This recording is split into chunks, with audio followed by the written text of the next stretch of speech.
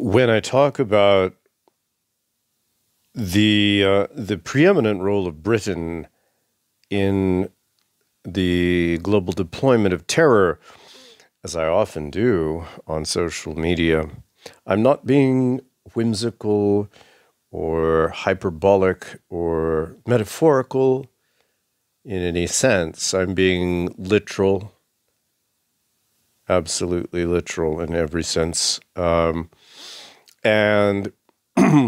it's what's really incredible to me. Here we have this horrific daily account that if you're tuned in, you know what's happening in Gaza. If you care, then you're availing yourself of all sides of the issue, so to speak, as if there's more than one legitimate side. The legitimate side is the side of the people, the Palestinian people. Let's leave Hamas aside. Let's leave Jews aside, because this is really about British imperialism versus the human race. And some people that I interact with on social media, on YouTube and Facebook and X, seemed very few, but a few people seem to be hip to this. They seem to know this. But it's astonishing to me the degree to which people are utterly incurious. And when I bring up the defining role of the British in setting up these horrible geopolitical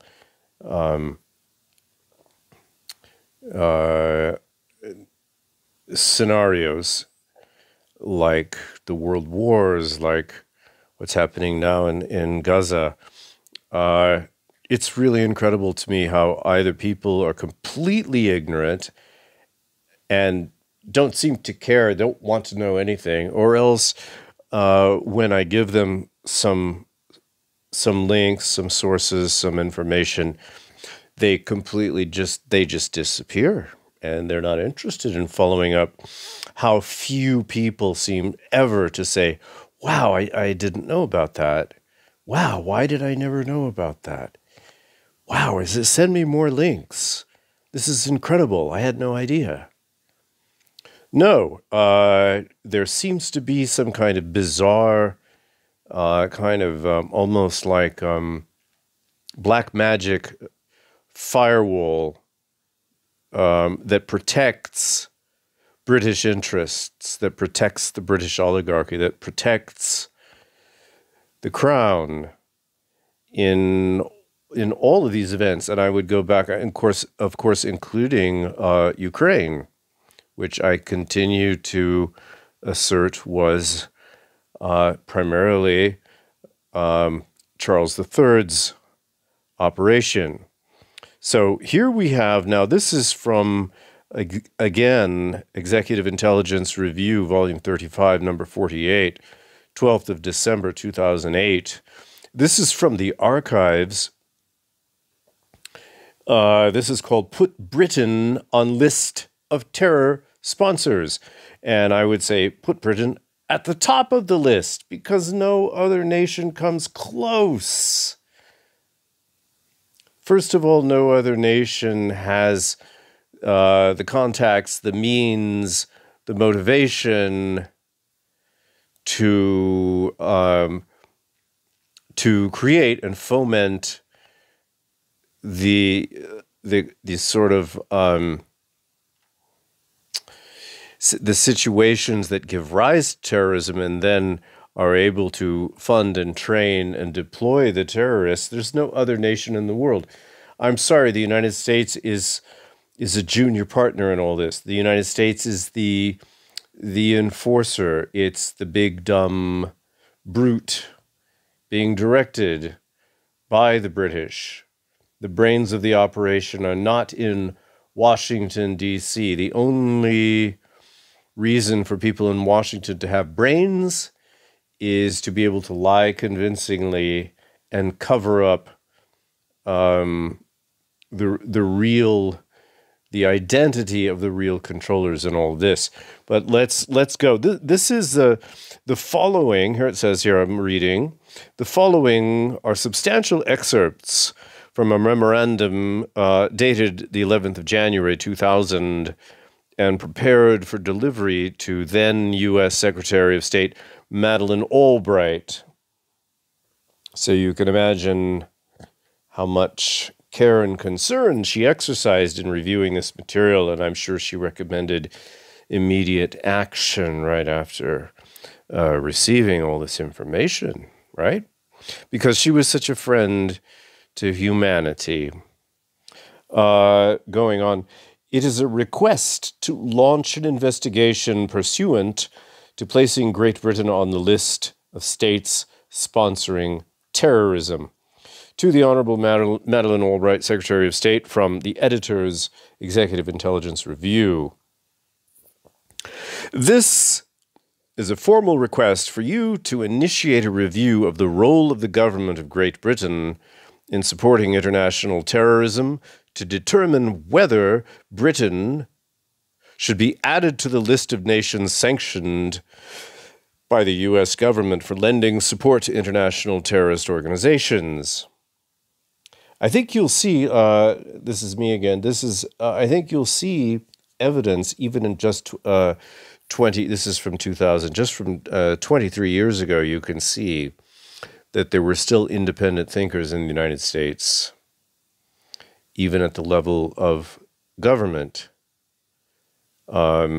If you go back to the video I did on, it's called It's All About the British, you can see there that there was some competition, some jostling, the United States mounted a kind of a challenge to the very negative influence of the British in the Middle East. And I would argue that that is all pretty much evaporated, and it's kind of left the United States holding the bag, even as you see now the BBC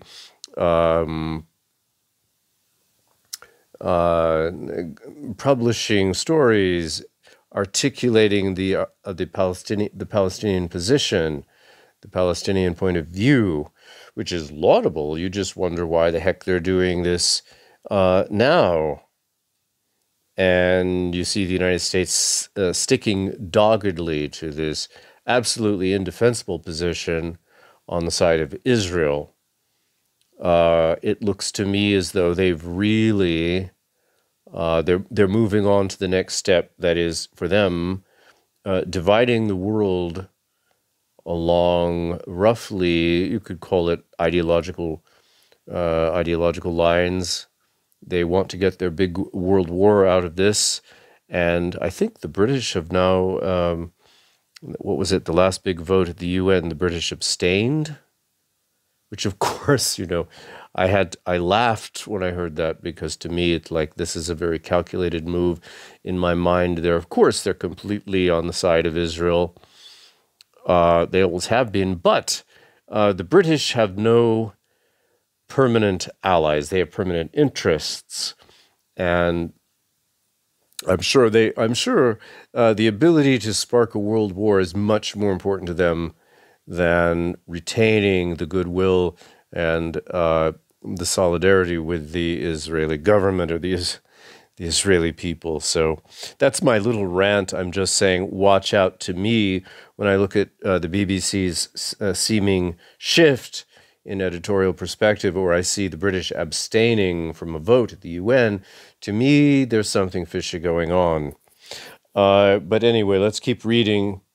I'll keep my comments to a minimum. Going on. This issue has been recently highlighted as the result of the 1999 Indian Airlines hijacking and the response of the British government to the request of one of the freed Kashmiri terrorists, Ahmed Omar Sheikh, to be given safe passage to England.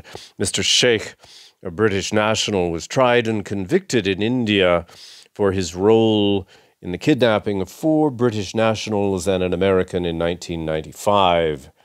He was sentenced to 5 years in prison in November 1998. Initially, the British government announced that it would provide Mr. Sheikh with safe passage to Britain and would not prosecute him or make any effort to extradite him back to India. However, long before the Sheikh case, Executive Intelligence Review had documented a pattern of British involvement in harboring international terrorists dating back to 1995. As of this writing, no fewer than a dozen governments, many of them leading allies of the United States, have filed formal diplomatic protests with the British Foreign Office over specific instances of British official support for terrorist groups targeting those nations. And here we have the bombing of the U.S. military barracks, Khobar Towers in Dhahran, Saudi Arabia, bombed on the 25th of June 1996. Mohammed al-Masari, head of the London-based Committee for the Defense of Legitimate Rights and an associate of Osama bin Laden, described the attack as intellectually justified and said there would be more to come. The British government granted him exceptional leave to remain in the UK. Look carefully at this picture of the Khobar Towers.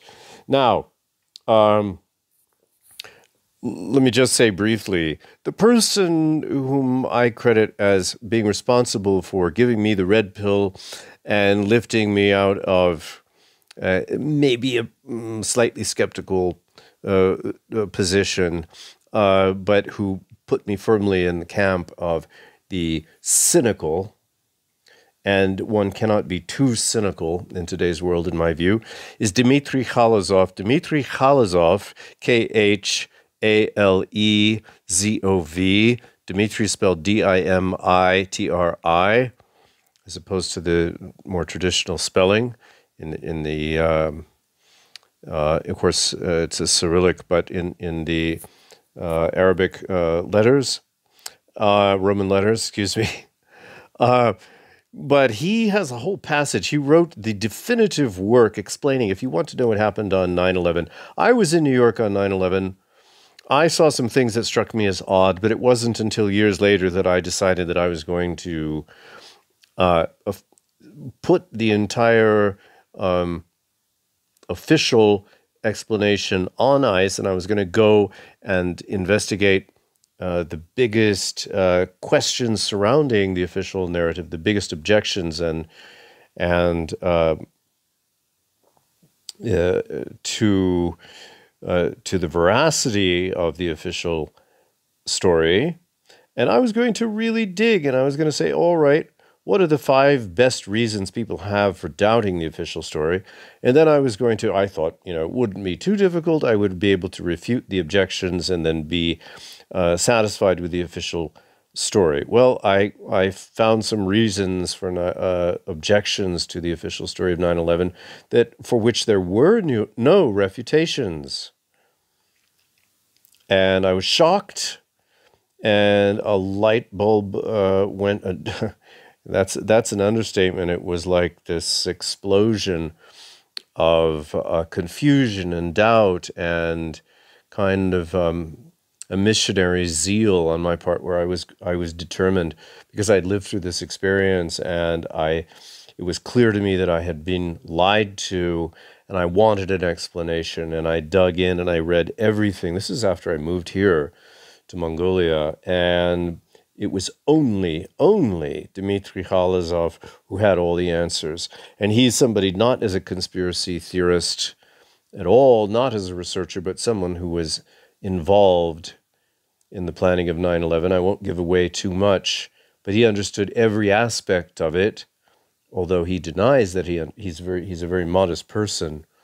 Nonetheless, he has a section in his book which I recommend that everybody read. If you're serious about truth, I mean, Dmitry Khalazov is someone who has been ostracized by the so-called truth community because he actually knows, and I don't know if you've noticed this, but if somebody really does have the truth, these people tend to be ignored, either because the the controlled opposition is very handy with the tools that it has at its disposal to push aside or to delegitimize or to silence or muffle the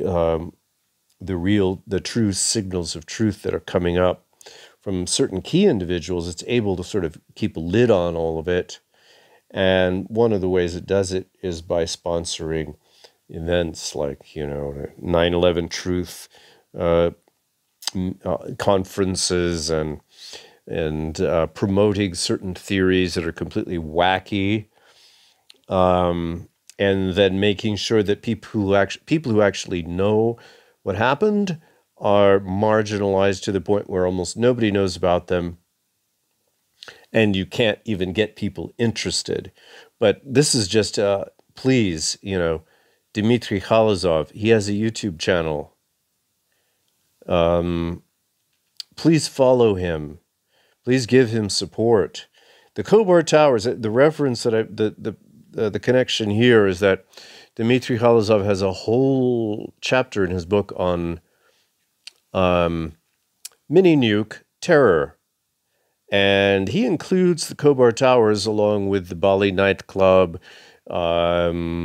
the Beirut barracks bombing in '86, which I believe was the first one, the 1993 bombing of the World Trade Center, and he he lays out specifically why these were, in fact, mini nuke attacks. And this is coming from somebody who was a nuclear explosives specialist with the KGB. He knows what he's talking about. He gets very technical. He gets very granular. He gets very detailed. And he's basically saying that there's a cabal, if you will, which he attributes to the British Freemasonic influence in the world, and making the point that mini nukes are more difficult to make than regular nukes, and that these events, which were intended to drive a certain narrative, and if you'll recall, all of these incidents were chalked up to like car bombs, truck bombs, big truck fertilizer bombs, and he really takes those narratives apart and exposes how ridiculous they are and how physically impossible they are. And what he does, he paints a picture of a highly sophisticated cabal with access to the most advanced weapons at the time, and he exposes these operations, this one being one of them. I remember very clearly.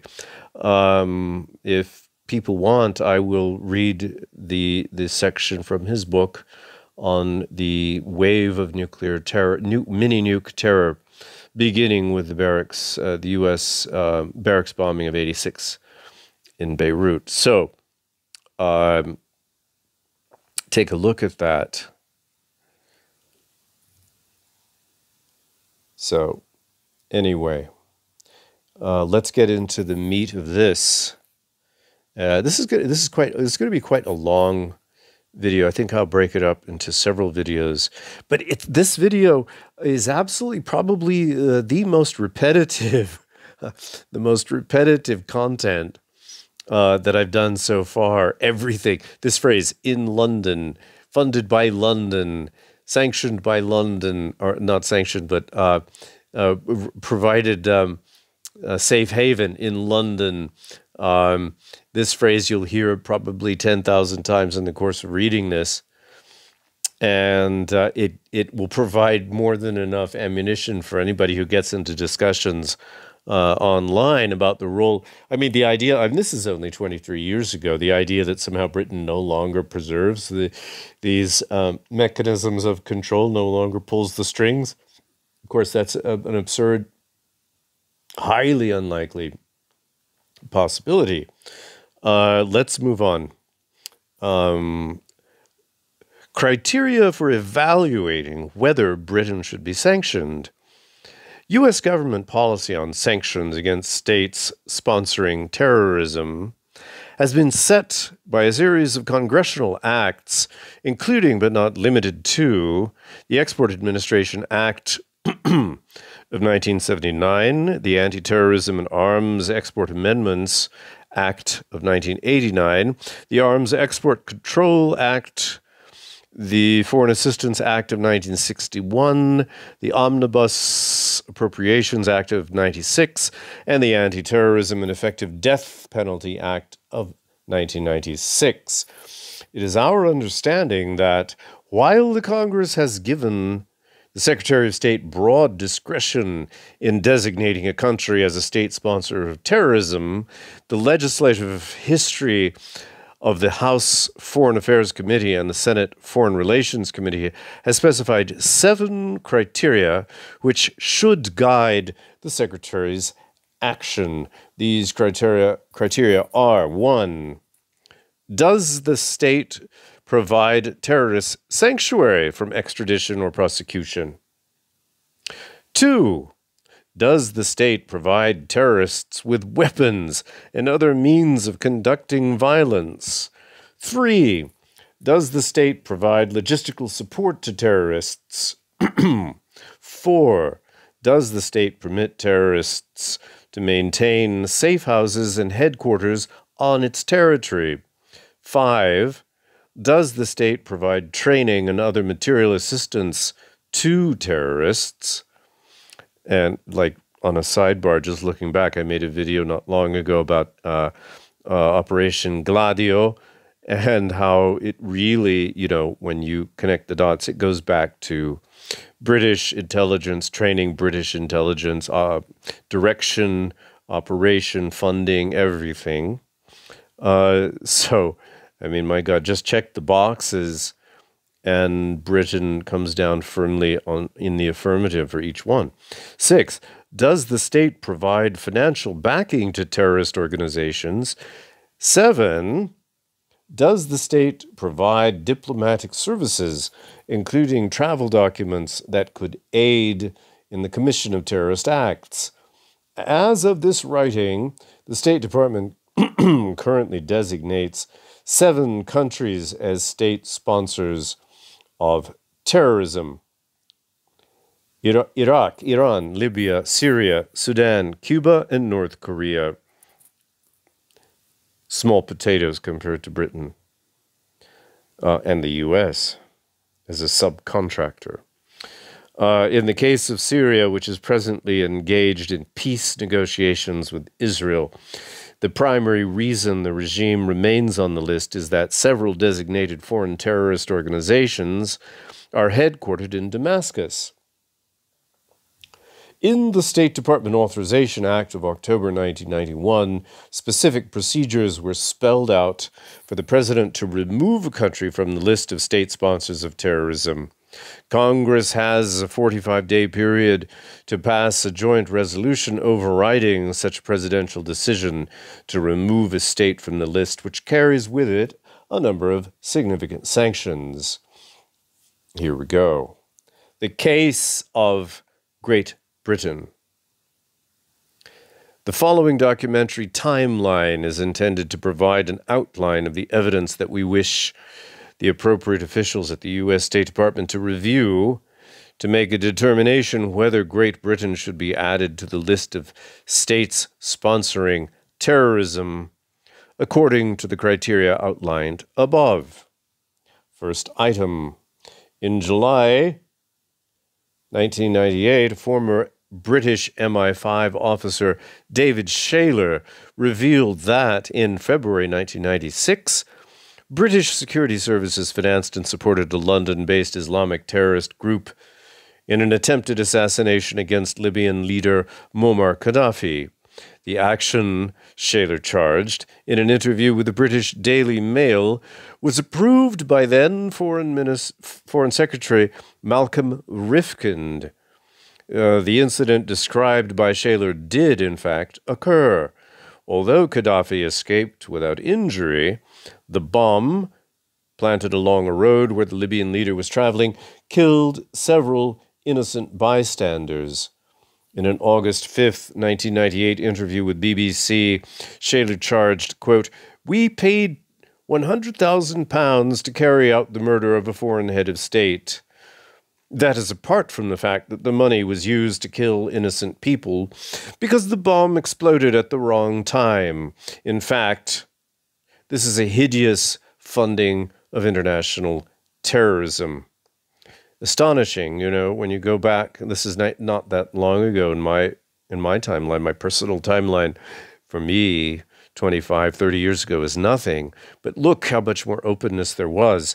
BBC, even though it seems to be in some kind of epistemological shift of some kind, back then, it's astonishing. They would never come out with something like this today, because ultimately their mission is to distort and obfuscate in the interests of those who control them, their masters, which is the British oligarchy.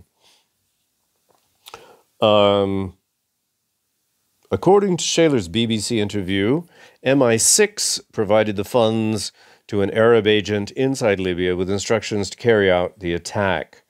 In fact, in 1996, a previously unknown Libyan Islamist group, quote-unquote Islamist group, appeared in London to claim responsibility for the attempted assassination of Gaddafi. On June 25th, 1996, next item, a bomb blew up in the U.S. military barracks in Dhahran, Saudi Arabia, killing 19 American soldiers. The next day, Saudi expatriate Mohammed al-Masari, the head of the London-based Committee for the Defense of Legitimate Rights, was interviewed on BBC. He warned the United States to expect more attacks, which he described as intellectually justified, despite the fact that al-Masari has repeatedly called for the overthrow of the House of Saud and the creation of an Islamic revolutionary state. He has been given exceptional leave to remain in Britain. In April 1996, the British Home Office granted al-Masari a 4-year refugee permit to remain on British soil. Al-Masari is allied with the well-known Saudi expatriate Osama bin Laden, who, to this day, maintains residence in the wealthy London suburb of Wembley. And London is the headquarters of bin Laden's Advise and Reform Commission, run by the London-based Khalid al-Fawaz. Bin Laden had been given regular access to BBC and a variety of major British newspapers to spread his calls for jihad against the United States. Thus, in July 1996, Bin Laden, this again, just to remind you, this is just before 9/11. Thus, in July 1996, Bin Laden told the London Independent, "What happened in Khobar, the U.S. Army barracks that was bombed on the 25th of June, is a clear proof of the enormous rage of the Saudi population against them. Resistance against America will spread in many places through Muslim lands." Next item.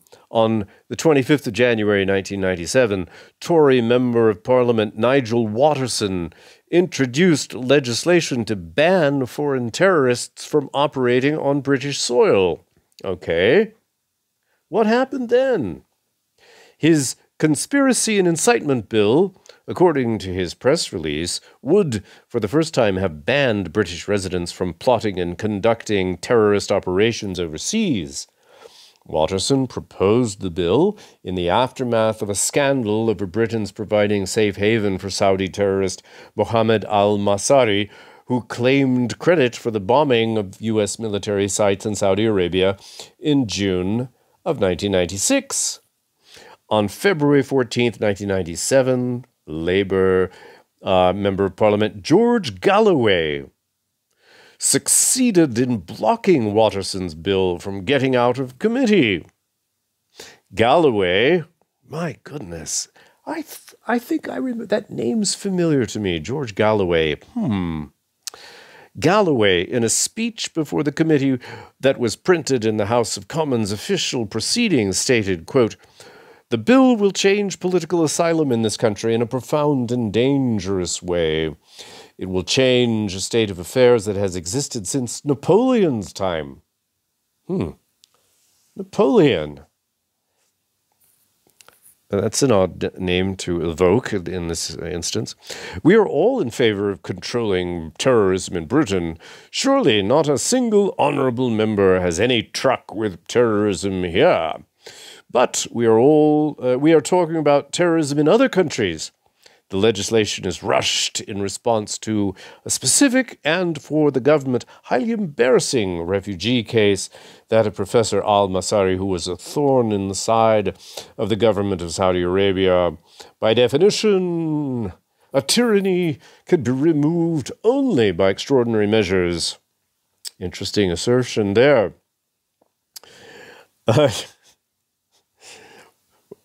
Inevitably, in conditions of extreme repression, the leadership of such movements will gravitate to countries such as ours, where freedom and liberty prevail. The bill will criminalize such people, even though they have not broken any law in Britain or caused any harm to the Queen's peace in her realm. They will fall open to prosecution in this country under the bill because they are inciting, supporting, or organizing events in distant tyrannies, which are clearly offenses under the laws of such tyrants. Oh, okay. Again, George Galloway here seems to be an instrument of... He seems to be an obstacle. He seems to be posing an obstacle toward any real understanding of the geopolitical context behind terrorism just about anywhere. I just can't think of any major terrorist network that can't be traced back to British imperialism. Correct me if I'm wrong, but I don't think I am. And George Galloway, as wonderful and as eloquent as he is, seems to have been wittingly or unwittingly making it quite difficult to see where these things are coming from. In other words, that, terrorists are terrorists because of necessity. That's the only way you can oppose tyrannies.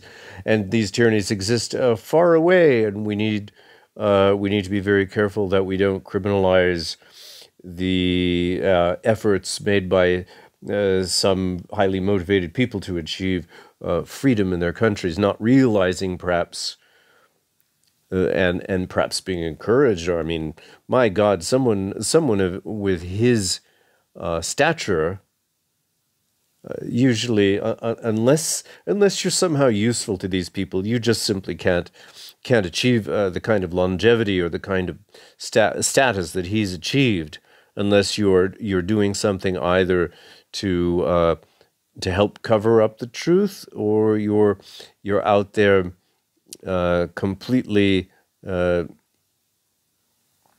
spreading the lies they want you to spread. So anyway, next item. On November 17th, 1997, the Gamma al-Islamiyya Islamic group carried out a massacre of tourists in Luxor, Egypt, in which 62 people were killed. Since 1992, terrorist attacks by the Islamic group have claimed at least 92 lives. Yet, the leaders of the organization have been provided with political asylum in Britain, and repeated efforts by the Egyptian government to have them extradited to Egypt have been met with stern rebuffs by Tory and Labour governments alike. So they're quite working in tandem there, the Tory and Labour governments here, because protecting the empire is number one. On December 14th, 1997, British ambassador to Egypt, David Baltherwick, was summoned by Egypt's foreign minister, Amr Moussa, and handed an official note demanding that Britain, quote, listen to this, stop providing a safe haven to terrorists and cooperate with Egypt to counter terrorism, unquote. In an interview with the London Times the same day, the foreign minister, quote, called on Britain to stop the flow of money from Islamic radicals in London to terrorist groups in Egypt and to ban preachers in British mosques, calling for the assassination of foreign leaders, unquote. The Times added that Musa, quote, was outraged by reports that £2.5 million had come from exiles in Britain to the outlawed Gamma al-Islamiyah, unquote, and noted that the Egyptian government, quote, has blamed the Luxor massacre on terrorists funded and encouraged from abroad and identified Britain as the main center for radicals plotting assassinations, unquote. To substantiate the charges against Britain, the Egyptian State Information Service posted a call to combat terrorism on its official website. The document read in part, quote, hereunder is a list of some of the wanted masterminds of terrorism who are currently enjoying secure and convenient asylum in some world capitals, unquote. The wanted list consisted of photographs and biographical data on 14 men linked to the Luxor massacre and other earlier incidents of terrorism. The first 7 individuals listed were all, at the time, residing in London. They are, quickly, I'll just zip through these, Yasser al-Siri, quote, sentenced to death in the assassination attempt on the life of former Prime Minister. Dr. Atef Sidki founded the Media Observatory in London as mouthpiece for the new vanguards of conquest, unquote. Adel Abdel Bari, quote, at present heads Egyptian Human Rights Defense Office. Watch out anytime you hear this phrase, human rights. Something's funny, something's fishy. Affiliated to Media Observatory in London, the mouthpiece for the outlawed jihad organization, unquote. Mustafa Hamza, commander of the military branch of the outlawed Islamic group. Tharwat Shehata, quote, sentenced to death in the assassination attempt on Dr. Atef Sidki, former prime minister, associated with and in charge of financing extremist elements abroad, involved in reactivating the outlawed jihad organization abroad, unquote. Osama Khalifa, accused number 1 in the case involving domestic and foreign activities of the outlawed Islamic group. Refa Musa Mohammed El Islambouli, quote, one of the principal leaders of the Islamic group, sentenced to death in the case of the outlawed organization of returnees from Afghanistan, unquote. Let's see how much time. Oh dear, 37 minutes. I'd really like to keep going here. Let me just, this one last part here. It's quite a long article. Let's finish up with this section, though. This is what we all need to process. Groups banned by United States are headquartered in London. Shortly before the Luxor massacre on October 8, 1997, the U.S. State Department, in compliance with the Anti-Terrorism Act of 1996, released a list of 30 foreign terrorist organizations banned from operating on U.S. soil. Of the 30 groups named, 6 maintain headquarters in Britain. They are the Islamic Group, Egypt, Al-Jihad, Egypt, Hamas, Israel, Palestinian Authority, Armed Islamic Group, Algeria, France, Kurdish Workers' Party, Turkey, and the Liberation Tigers of Tamil Eelam, Sri Lanka. The Islamic Group and its subsidiary arm, Islamic Jihad, are headquartered in London.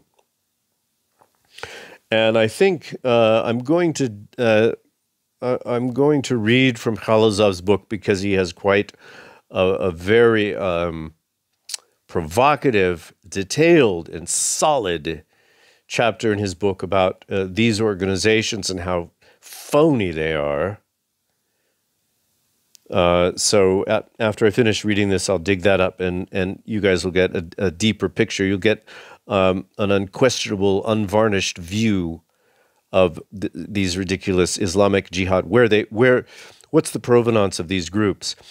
In February 1997, the British government formally granted permission to Abdel Majid and Adel Tawfiq al-Siri to establish Islamic group fundraising and media offices in London under the names International Bureau for the Defense of the Egyptian People and the Islamic Observatory.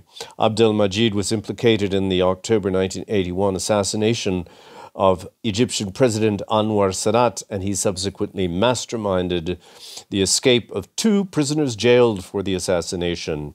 In 1991, he fled to Britain and immediately was granted political asylum. He has coordinated the Islamic group's overseas operations ever since. In fact, he was sentenced to death in absentia for the bombing of the Egyptian embassy in Islamabad, Pakistan, in November 1995, in which 15 diplomats were killed. Abdel Tawfiq al-Siri, the co-director of the movement, has also been granted political asylum in Britain, despite the fact that he was also sentenced to death in absentia for his part in the 1993 attempted assassination of Egyptian Prime Minister Atif Sidki. In September 1997, Sheikh Omar Abdel Rahman, excuse me, who was in jail in the United States for his role in the February 28, 1993 bombing of the World Trade Center in New York, a mini-nuke attack. That's my note. Editor's note, mini-nuke. Issued an order as the spiritual leader of the Islamic group calling for an immediate ceasefire.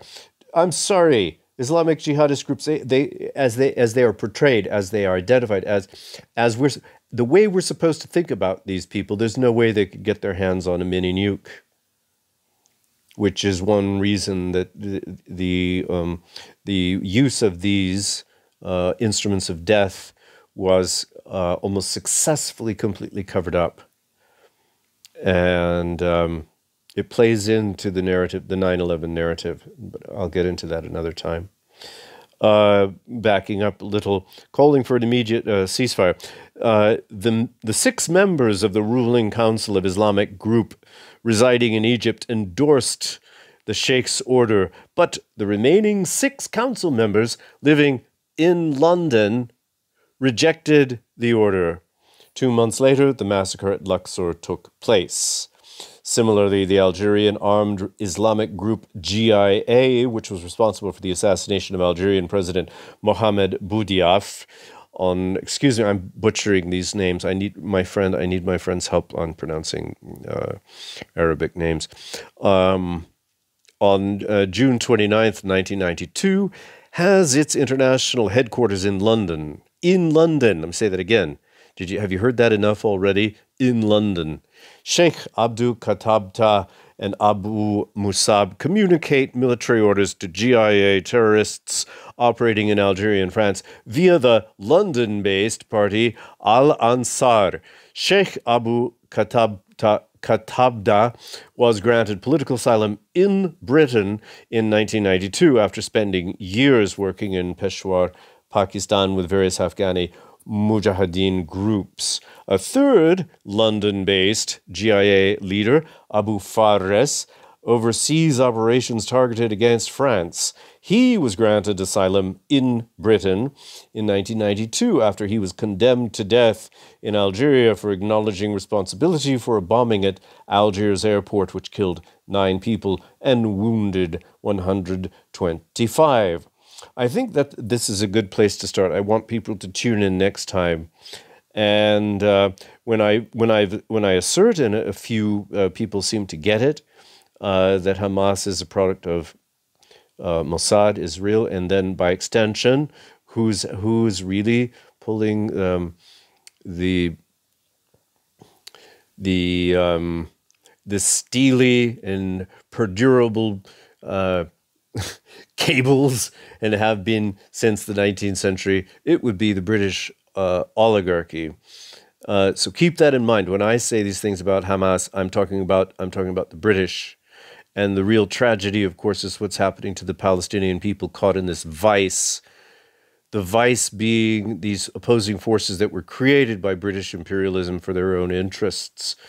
And just hoping that people will look into this, that you'll begin to process some of what this means, and process some bits of information that stand out for you, and begin to draw lines through these dots. There's just like such a mass of dots, and yet incredible how many people seem to be not interested at all, or can't seem to derive any sensible conclusion from this mass of dots.